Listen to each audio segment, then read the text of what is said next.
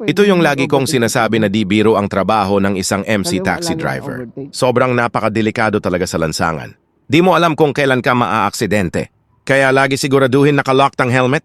Di yan ginawa para makaiwas mahuli, kundi para makaiwas sa malubhang dadanasin mo kapag ikaw ay nadisgrasya. Dito habang nag-uusap kami ng asawa ko habang binabaybay ang balintawak, tinuturuan ako ng asawa ko na wag basta-basta mag-overtake kasi meron na naman daw na aksidente na nagmumotor.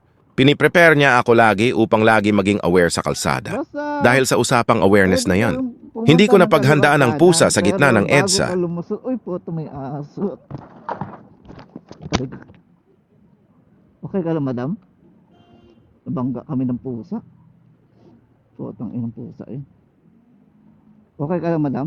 Pag ikaw ay sumemplang o natumba, laging ugaliing i-switch off ang motor para safe.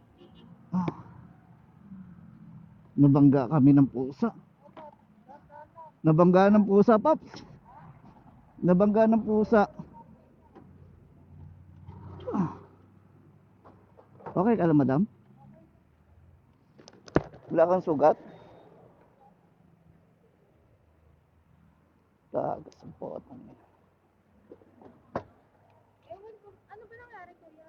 Pusa, madam, tumawid. Ay, pusa tumawid.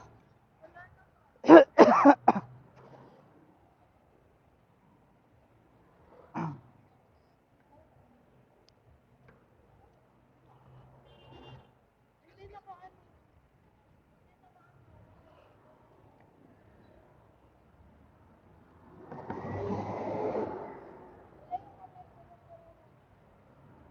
Wala kang pilay, madam?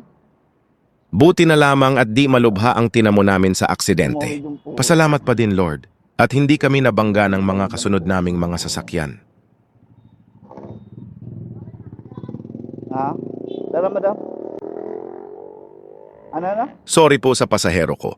Nagasgasan ang kamay at tuhod mo. Okay lang. Mali ko po yun at nagminor lang ako nung nakita ko yung pusa. Di ko inaasahan na sasakto siya sa harap ng gulong ng motor at kumalang pa.